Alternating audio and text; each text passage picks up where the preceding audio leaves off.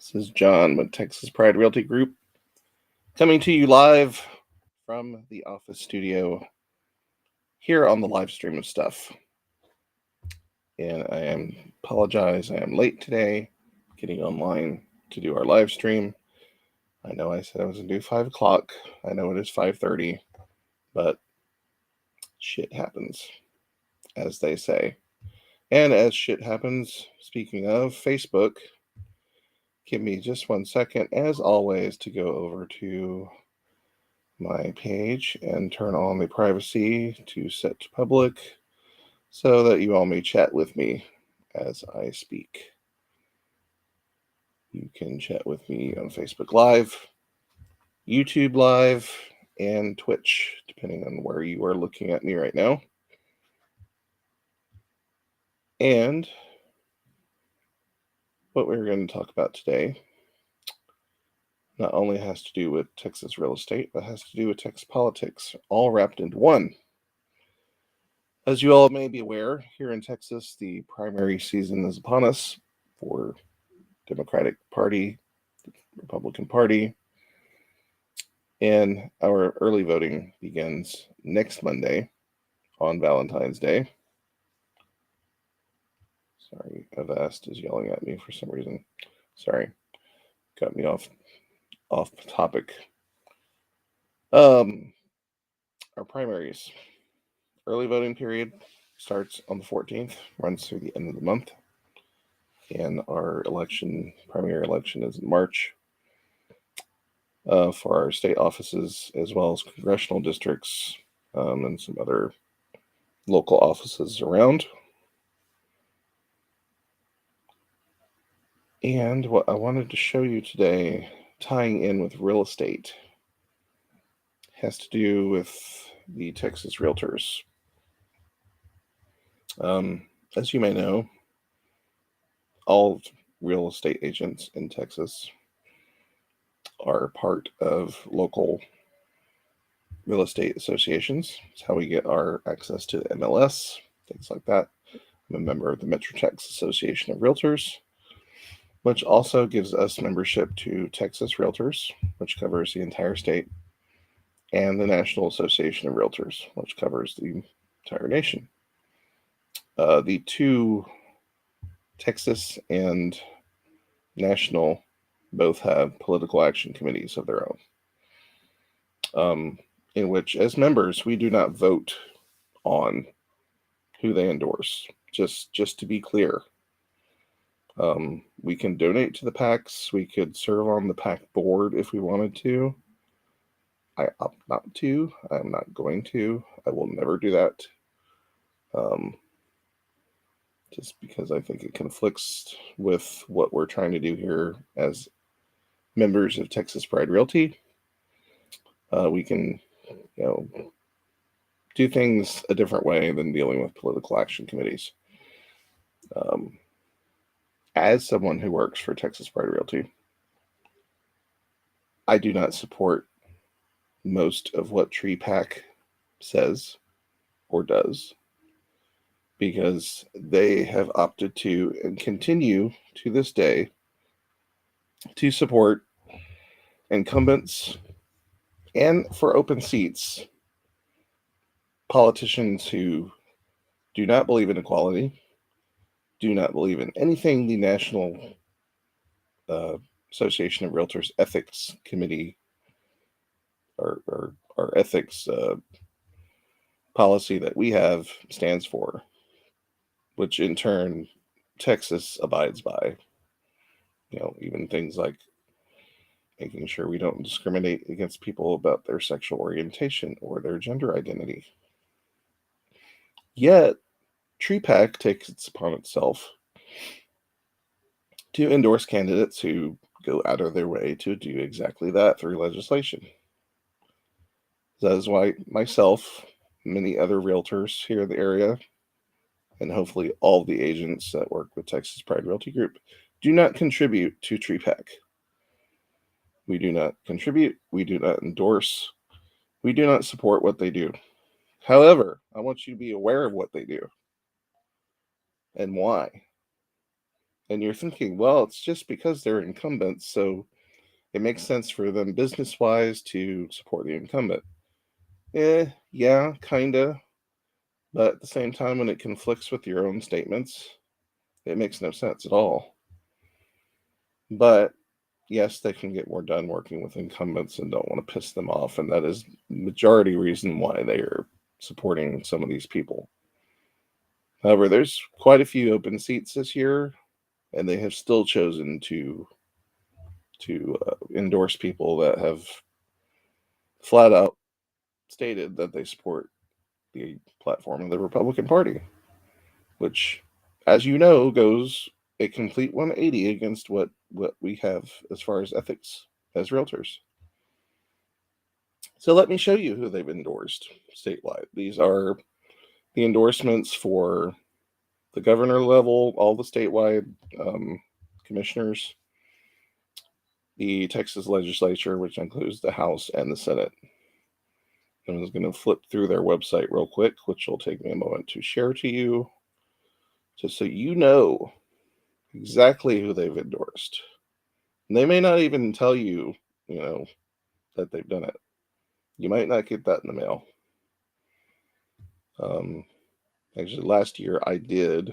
At the time, Jeff Leach was my state representative, who will no longer be this year since we've been redistricted.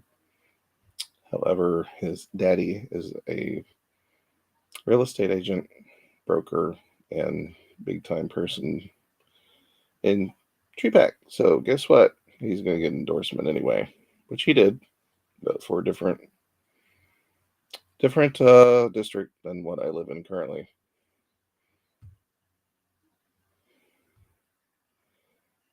Okay. I'm getting there. I promise.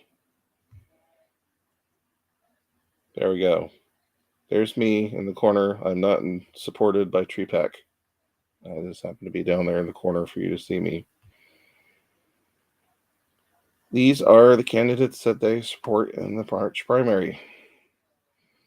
You will note that the vast majority are Republicans. And as they phrase it, actually does not say that on this website. It does say it. Let's see if you can see this on our local website. It says which primary candidates support real estate. That's how they phrase the lead in, and then they give you this, as if to say the other candidates they did not endorse don't support real estate, which is not true. I don't know anyone who doesn't support real estate, unless they like living in the ocean. I don't know. Of course, don't get me started. Go down a weird path. So as you can see, here's our Republican.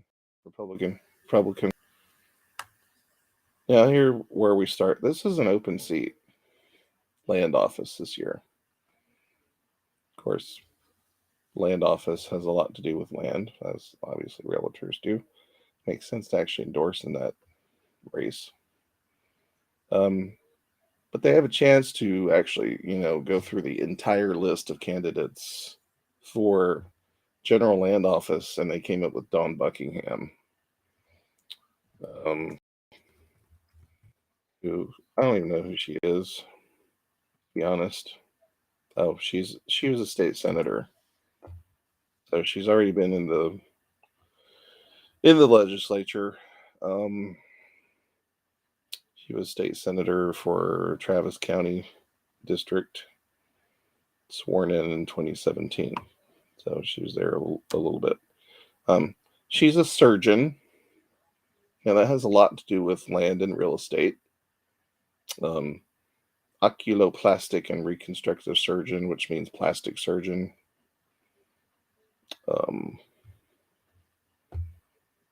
I don't know what that has to do with real estate per se, other than she might be well off and can buy a larger home in Austin. She did go to Westlake, so maybe there's that. And you'll see my eyes moving around. I'm reading her Wikipedia page, just so I'm correct on who she is and what she does.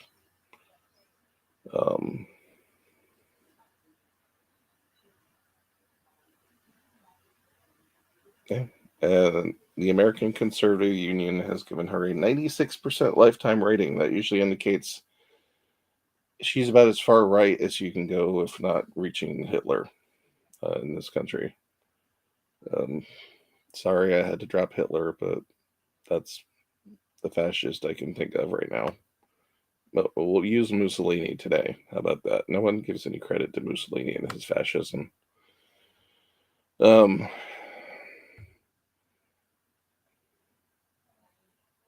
Speaking of fascists, that's Vidanya to our Russian spammers on YouTube who like to post on my comments.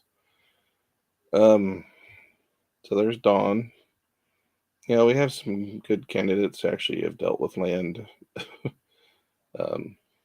Maybe not so much surgeons. Just saying. Coming down the list, Republican. Oh, there's Democrat. Oh, that's because Senator Whitmire has been there forever and is an incumbent and actually knows what he's doing. Most of these are incumbents, and here we are starting into the Texas House. Republicans galore. Of course, there are quite a few Republicans in the House. There's a Democrat. An open seat, although I would assume Texas 22 is a Democrat's going to win the seat there, which I'm sure is why they chose one. Again, the handful of incumbents already there, Democrats. So actually, Mr. Hayes, Christian Hayes here, may be the only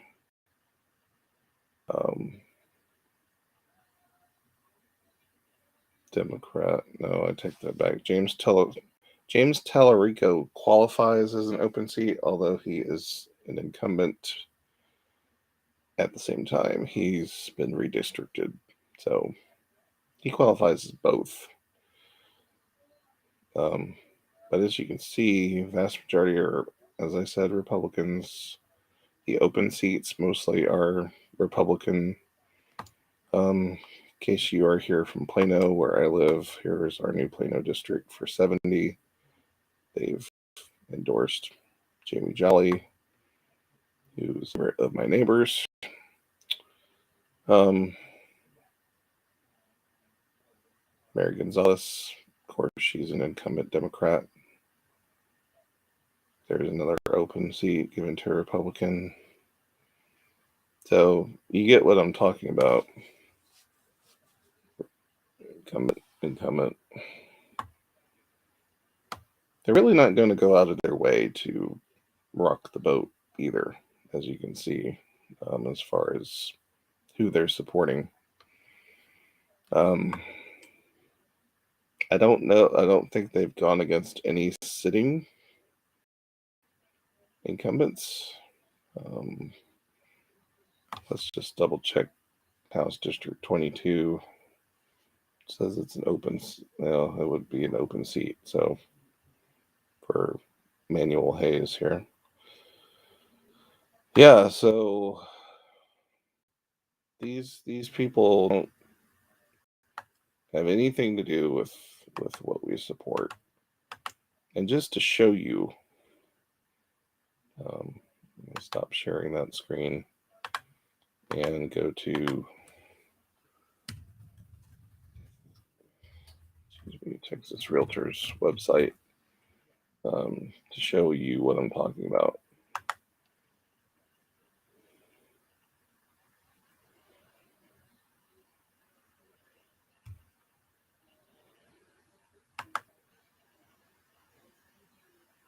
And the irony that comes behind this too. I want to show you something especially cute. from the National Association of Realtors. Let me share the screen to you again.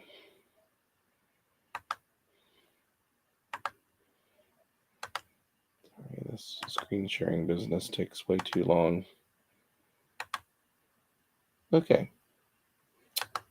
This is on our Texas Realtors website. This logo down here it's about fair housing.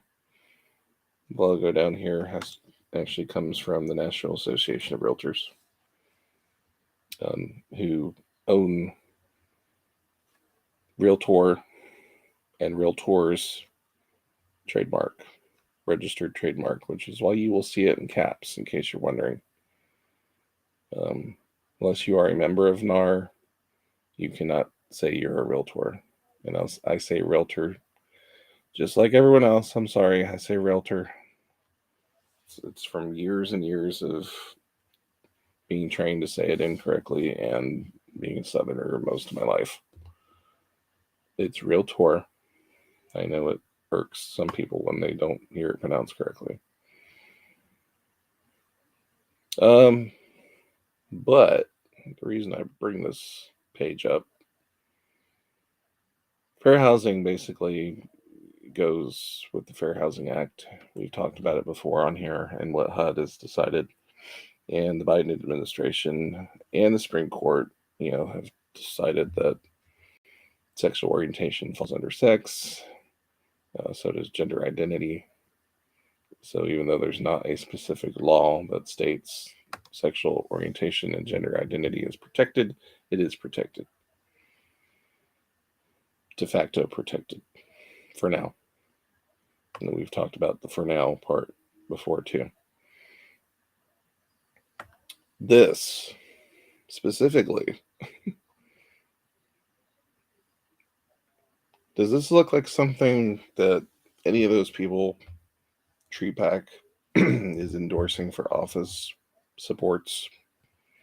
And you know these colors, assuming you are not colorblind watching this program.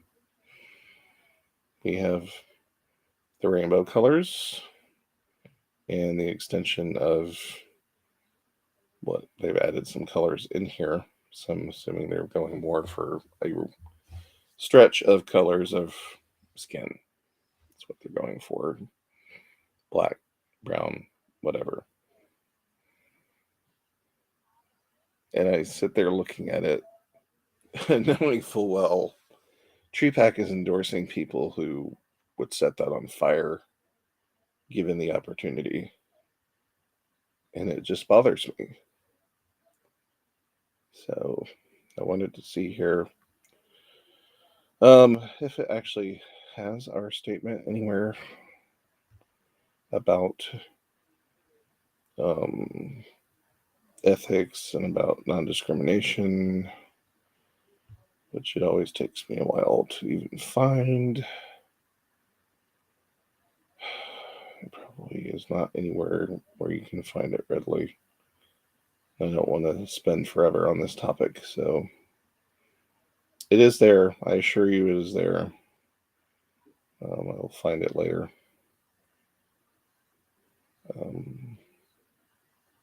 So let's get off of that topic for now. That's what I wanted to talk about with the real estate / politics tied in together today. I also want to briefly talk about our market once again. And I know I've said, yes, we are in a seller's market. I've also spent a lot of time explaining that we're not just in a seller's market. We are in a position for buyers to buy more house than they've ever been able to before, which also would include meaning that it's a buyer's market.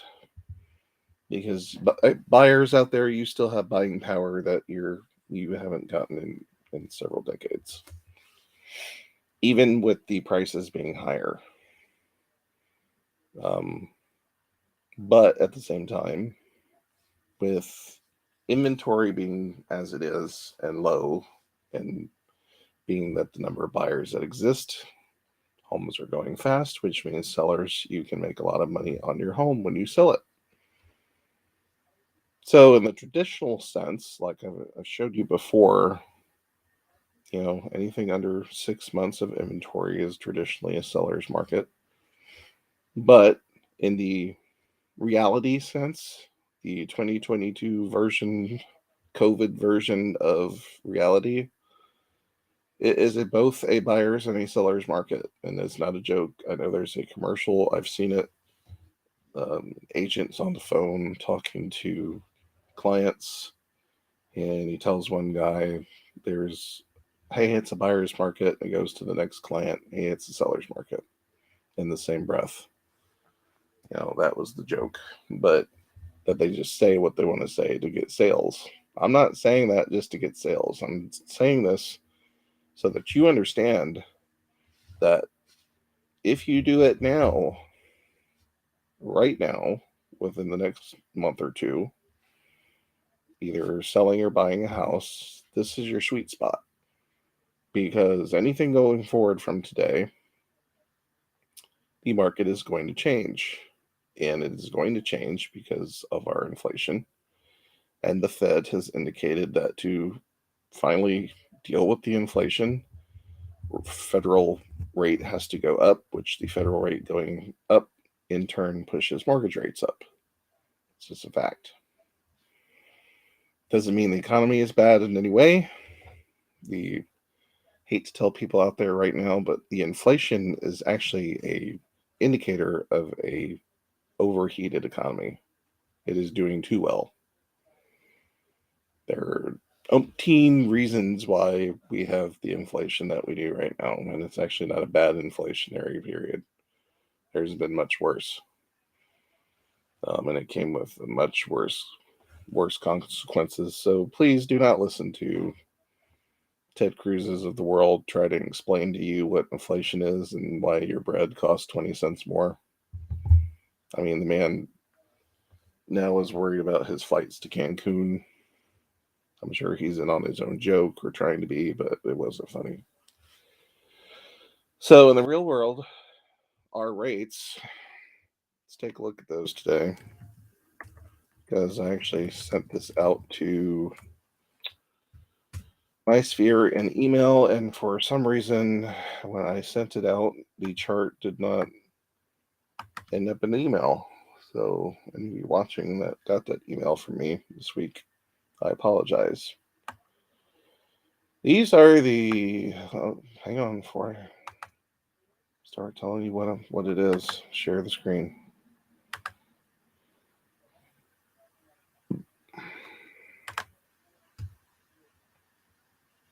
It's going to work, I swear to God. Boom, Freddie. Freddie's a good place to go. You can go anywhere on Google and get what mortgage rate averages are. Freddie Mac surveys, Freddie is set up as a pseudo agency of the Fed and the federal government. So they've been tracking this much longer. It's a survey to them. The survey rates, these are the rates you will hear on TV. You're not going to hear bank rate or any of these other websites that keep track of average rates, even though you can look at those. It's perfectly fine. This is actually not the chart I wanted to show you.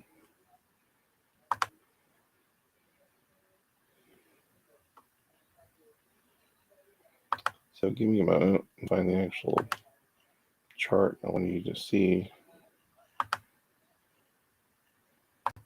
Here we are. And this has actually gone up since last week. This is today. So these are the averages of the primary mortgage market for February 10th, 2022. The current average has, since last week, went up 0.14. So now the average is 3.69 for a 30-year fixed mortgage, 2.93 for a 15-year fixed, and 2.8 for a adjustable rate mortgage, which you do not want to do ever. Ignore that. Don't look at it. Throw it in the trash. Don't ever do an adjustable rate mortgage. If you can't afford to get a fixed rate mortgage for the house, do not buy a house. I will tell you that right now.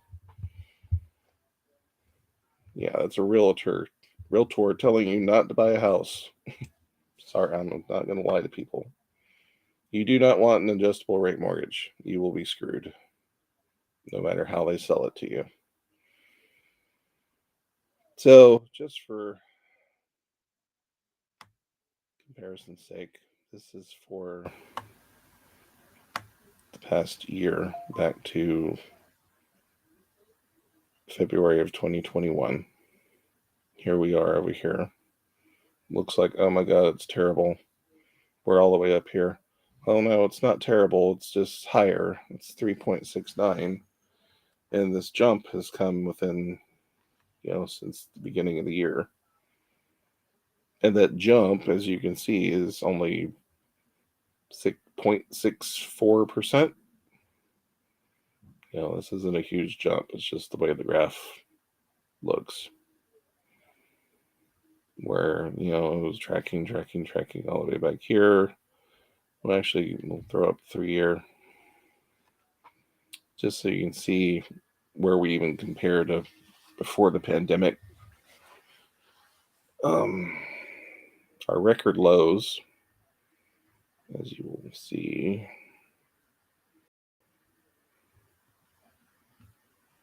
come right just over a year ago. That's a record low interest rate. Week ending January 7th a year ago is 2.65%. What happened last year? We had a lot more buyers enter the market because the rate is so low. And I know 2021 is last year, so that's what I'm referring to, a year ago. That was a rock bottom, all-time low. And even today is still at 3.69, the same as when the pandemic began.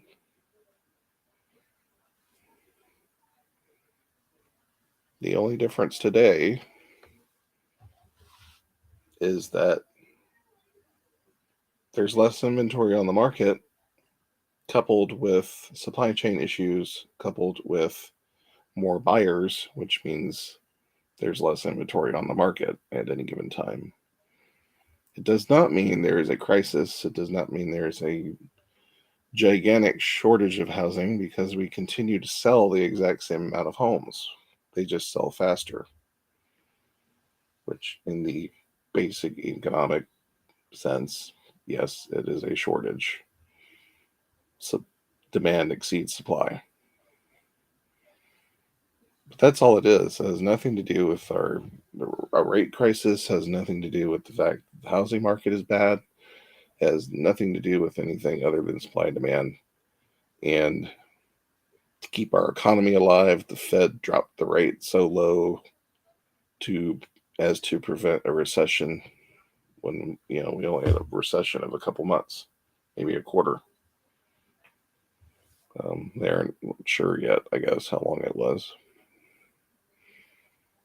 So there you are. There you have it. And what's going to happen to deal with the inflation, they're indicating a full point jump this year. So you're going to look at, as you see it steadily increasing, the increase is going to be about a quarter percent per quarter, equaling 1% higher, which means next January, this 3.5 is going to be about 4.5, which puts us back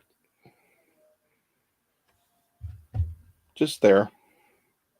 Just, a year before the shit hit the fan with coronavirus. And the market for housing was doing just fine in 2019, even at 4.4 to 4.5%, selling like gangbusters. Even then, there's just more housing on the market for you to choose from. But the reason I bring this up for buyers and sellers is because we're not going to come back down here again. Maybe even never. I can't say that. Anything can happen. It's economics. It's set by humans. But you think you're going to see that again? Let's go back 5 years. Do you see it anywhere in the twos? No. Do you see, and keep in mind we're looking at the blue line, not down there. 3.4 came down in 2013. Let's look at the all. And you'll notice these gray bars pop up now. Those are recessions. Great Recession here in the 2008-09 period. And even then, interest rates were, above 5.5%. Never as low as down here. That's where we are now. Look at this chart. This chart goes back this is 30 years, in case you're wondering. So this exceeds some of our lifetimes. If you like to compare recessions and mortgage rates, there's your Reagan recession. The 30-year mortgage was 18.4%. Yeah, granted, houses were a lot cheaper back then, but you were not getting the house you wanted in 1981 at 18.4%. And you paid for that house out your behind for many years after trying to refinance anything. This would have taken you years to refi that single house to get it, through an entire decade until you get out of the single digits into the single digits. So don't get fearful when you hear about inflation and rates rising, but be mindful of it because you have the most buying power right now, the most selling power, the most buying power that you're going to get. This is the federal government saying, I will hand you money for next to free. So if you qualify for it, get it, do it. And at the same time, you might have to bid and bid and bid for that house, and you might have to have more cash on hand to get the house that you want. Please keep that in mind when you're going to enter this market. So that also means you might not be able to get the $400,000 home. You might have to look at the $350,000 home and then bid higher.